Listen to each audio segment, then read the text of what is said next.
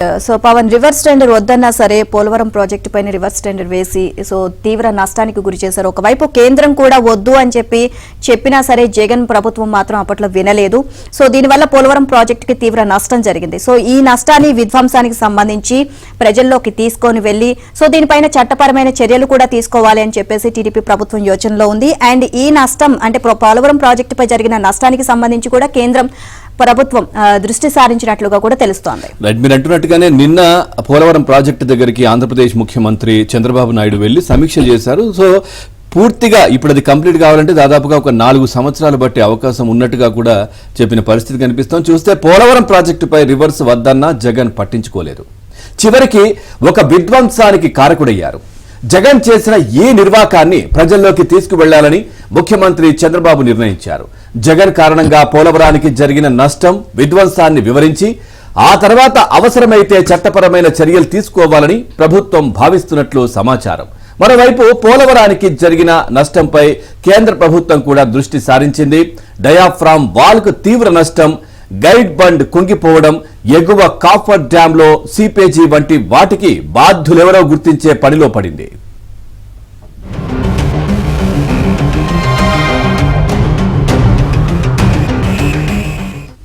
వాస్తవానికి 2019లో reverse tender కు వెళ్లాలని జగన్ నిర్ణయించినప్పుడు కేంద్ర జలశక్తి శాఖ వద్దని చెప్పింది. పనులు జోరుగా సాగుతున్న తరుణంలో కాంట్రాక్టు సంస్థను మార్చేస్తే నిర్మాణం జాప్యం కావడమే కాకుండా అంచనా వ్యయం కూడా భారీగా పెరుగుతుంది అని హెచ్చరించింది. అయినా జగన్ పెడచెవిన పెట్టారు. రివర్స్ రాజకీయాలకు తెరలేపారు. జలశక్తి శాఖ హెచ్చరించిన విధంగానే పనుల్లో జాప్యం కారణంగా ప్రాజెక్టుకు నష్టాలు సంభవించాయి. దీనిపై కేంద్రం ఎలాంటి చర్యలు తీసుకుంటుంది అనే చర్చ ఇప్పుడు జలవనరుల శాఖలో సాగుతోంది.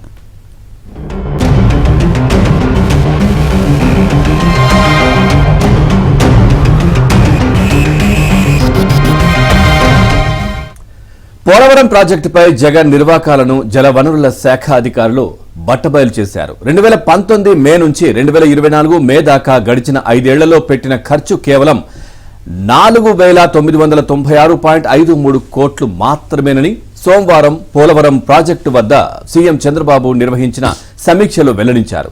ఇందులో 2,697 కోట్ల బిల్లులు పెండింగ్ లో పెట్టారని చెప్పారు. కుడి కాలువ, ఎడమ కాలువ, హెడ్ వర్క్స్ లో గడిచిన 5 ఏళ్లలో పురోగతి లేదు. 2019 తర్వాత పనుల పురోగతి 4% మించి కూడా లేదు అని పేర్కొన్నారు. ఇక పనుల పురోగతి లేకపోగా తిరోగమనంలో ఉన్నాయని స్పష్టం చేశారు. ప్రాజెక్టులో వివిధ నిర్మాణాలకు సంబంధించిన డిజైన్లకు ఈ ఏడాది డిసెంబర్ దాకా అంతర్జాతీయ నిపుణుల కమిటీ ఆమోద ముద్ర వేసే అవకాశాలు లేవని కూడా వెల్లడించారు చంద్రబాబు నాయుడు.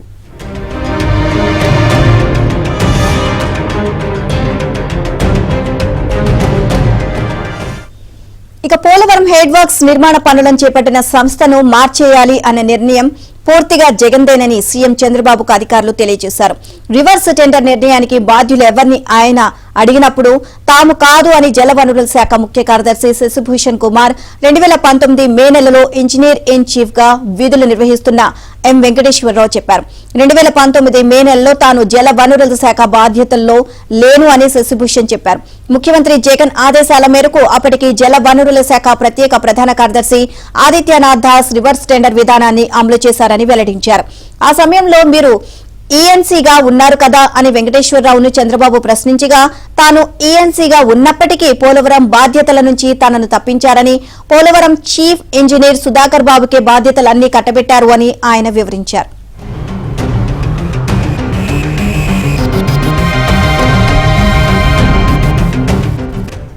ఇక రివర్స్ టెండర్ విధానం అమలును ఆదిత్యనాథ్ దాస్, సుధాకర్ బాబు చూశారని చెప్పారు.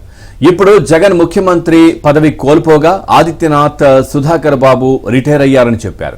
ఇక రివర్స్ టెండర్ విధానంలో మేఘా ఇంజనీర్ సంస్థకు పోలవరం ప్రాజెక్టు పనులతో పాటు జల విద్యుత్ కేంద్రం నిర్మాణ బాధ్యతలు కూడా అప్పగించారని తెలిపారు. 2019-20లో గోదావరికి వచ్చిన భారీ వరదకు డయాఫ్రామ్ వాల్ దెబ్బతిందని అధికారులు తమ నివేదికలో పేర్కొన్నారు. గైడ్ బండ్ కూడా కుంగిపోయిందని, ఎందుకు కారణాలు తెలుసుకోవడానికి కేంద్రం నిజ నిర్ధారణ కమిటీ వేసిందని తెలిపారు.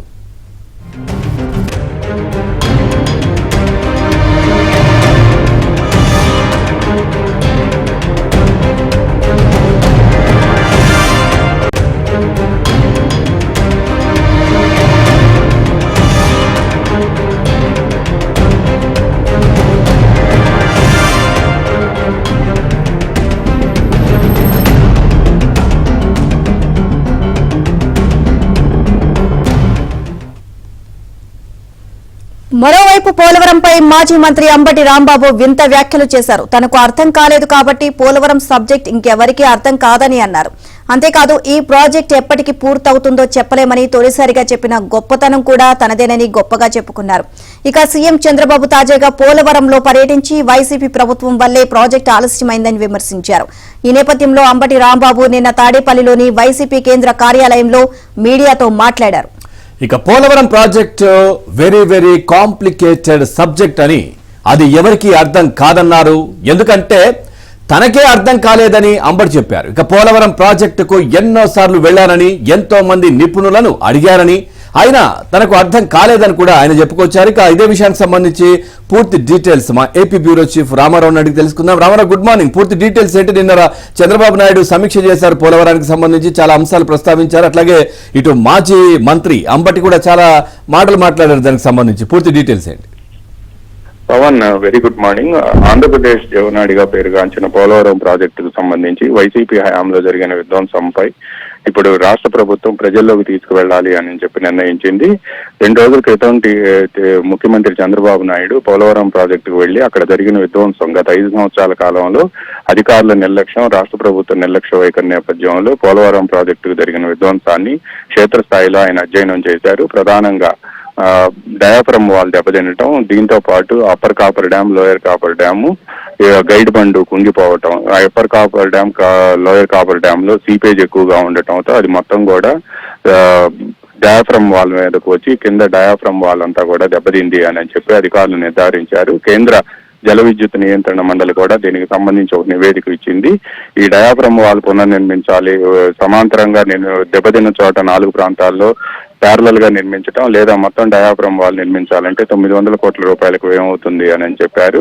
అయితే ఈ మొత్తం ఇప్పుడు పోలవరంలో ఏదైతే డయాఫ్రమ్ వాల్ కానీ, upper coffer dam, lower coffer dam, అదేవిధంగా గైడ్ కుంగటం కానీ ఇతరత్ర గత 5 సంవత్సరాల నిర్లక్ష్యం కారణంగా కూడా మొత్తం దాదాపుగా ఫేజ్ 1 పూర్తి చేయాలి అంటే సుమారు 12,000 కోట్ల రూపాయలు ఏమవుతుంది అని చెప్పి కూడా నిర్ధారణకు వచ్చారు. అయితే ఈ ప్రాజెక్టుపై గత 5 సంవత్సరాల కాలంలో జరిగిన విధ్వంసం, ముఖ్యంగా రివర్స్ టెండరింగ్ పేరుతో నవయుగా నుంచి తీసివేసి మెగా ఇంజనీరింగ్ ఇవ్వటం, ఈ రివర్స్ టెండరింగ్ కారణంగా మొత్తం ప్రాజెక్టు ఏ విధంగా దెబ్బతింది. ఆ రోజు ముఖ్యమంత్రి జగన్ కావాలని చెప్పి పట్టుబట్టి రివర్స్ టెండరింగ్ వెళ్లారని, దీనికి అప్పటి ఇరిగేషన్ ప్రిన్సిపల్ సెక్రటరీగా ఉన్న ఆదిత్యనాథ్ దాస్ తో పాటు అప్పుడు సిఈగా ఉన్న సుధాకర్ బాబే ప్రధాన కారణం అని చెప్పి అధికారులు నిర్ధారణకు వచ్చారు. దీనికి సంబంధించి కూడా మొన్న పోలవరం సమీక్షలో చంద్రబాబు నాయుడికి కొంతమంది అధికారులు ఒక నివేదిక ఇచ్చినట్టుగా కూడా మనకు సమాచారం అందింది. అయితే అప్పట్లో సిఈగా ఉన్న వెంకటేశ్వరరావుని ఆ బాధ్యతల నుంచి తప్పించారు. అదేవిధంగా అప్పట్లో ఉన్న ఇతర కీలక అధికారులందరి నుంచి తప్పించి రివర్స్ టెండరింగ్ కి కూడా అప్పుడు ముఖ్యమంత్రి జగనే కారణమని, కేవలం ఆయన ఒత్తిడితోనే రివర్స్ టెండరింగ్ కి వెళ్లాల్సి వచ్చింది అని కూడా పేర్కొన్నారు. ఈ మొత్తం ప్రాజెక్టులో జరిగిన అవకతవకలు, అదేవిధంగా ప్రాజెక్టుపై రాష్ట్ర ప్రభుత్వం గత 5 సంవత్సరాల కాలంగా సాగిన విధ్వంసం, అధికారుల నిర్లక్ష్యం, ప్రభుత్వాధినేత వ్యవహరించిన తీరు, వాటి అన్నింటినీ కూడా బలంగా ప్రజల్లోకి తీసుకువెళ్లాలి అని చెప్పి కూడా ప్రస్తుత ప్రభుత్వం నిర్ణయించింది. ఆ తర్వాత బాధ్యులు ఎవరనేది గుర్తించి వారిపై చర్యలకు రంగం సిద్ధం చేయాలి అని కూడా ప్రభుత్వం భావిస్తోంది. పోలవరం ప్రాజెక్టుకు సంబంధించిన వాస్తవాలు ఒక్కొక్కటి నివేదిక రూపంలో వెలుగులోకి వస్తుండటంతో అధికారుల్లోనూ గత ప్రభుత్వంలో మంత్రులుగా వ్యవహరించిన వాళ్లలో ముఖ్యమంత్రిలో కూడా జగన్ లో కూడా ఆందోళన బయలుదేరింది. అందుకని నిన్న జలవనరుల శాఖ మాజీ మంత్రి అంబటి రాంబాబు వచ్చి పోలవరం అనేది పెద్ద కాంప్లికేటెడ్ సబ్జెక్టు, అది ఎవరికి అర్థం కాదు, ఎందుకంటే నాకే అర్థం కాలేదు అని చెప్పి ఆయన చెప్పడం. దీంతో పాటు ఆయన పలుసార్లు వెళ్ళినప్పటికీ కూడా, పలువురు నిపుణులు కలిసినప్పటికీ కూడా ఆ ప్రాజెక్ట్ ఎవరికి అర్థం కాలేదు అని చెప్పి ఆయన చెప్పడం పట్ల కూడా అందరూ ఆశ్చర్యం వ్యక్తం చేస్తున్నారు. జలవనరుల శాఖ మంత్రిగా ఉన్న అంబటి రాంబాబు అప్పట్లో ఆయన లైఫ్ లైన్ ఆఫ్ ఆంధ్రప్రదేశ్ గా ఉన్న పోలవరం ప్రాజెక్టే నాకు అర్థం కాలేదు అని చెప్పడం పట్ల అందరూ కూడా విస్మయం వ్యక్తం చేయటమే కాకుండా, ఇటువంటి నిర్లక్ష్య వైఖరి కారణంగానే ప్రాజెక్టు మొత్తం విధ్వంసం జరిగింది అని చెప్పి కూడా చెప్తున్నారు. తెలుగుదేశం హయాంలో 2014 నుంచి 19 వరకు 72% పోలవరం ప్రాజెక్టు పూర్తయితే, ఈ ప్రభుత్వం అంటే 2019 నుంచి 24 వరకు కూడా ఉన్న వైసీపీ ప్రభుత్వ హయాంలో కేవలం 4% మాత్రమే పోలవరం ప్రాజెక్టు పూర్తయింది అని చెప్తున్నారు. అయితే ఇప్పుడు పోలవరం ప్రాజెక్టుపై డయాఫ్రమ్ వాల్ దెబ్బతింటం కానీ, ఎగువ coffer dam, lower coffer dam ఈ రెండు కూడా సీపేజీ రావటం, గైడ్ బంగుండు కుంగిపోవటం వంటి కారణాల వలన మళ్ళా మొత్తం ప్రాజెక్టు పురోగతి అంతా వెనక్కిపోయింది అని మళ్ళా మొదటి నుంచి నిర్మాణం చేయాల్సి వస్తుందని, 4 సంవత్సరాలు పడుతుందని, ఈ విషయాలన్నీ ప్రజల్లోకి తీసుకువెళ్లి అప్పుడు బాధ్యులైన అధికారులు అదేవిధంగా అధినేతలపై కూడా చర్యలు తీసుకోవాలి అని చెప్పి ప్రస్తుత ప్రభుత్వం భావిస్తుంది.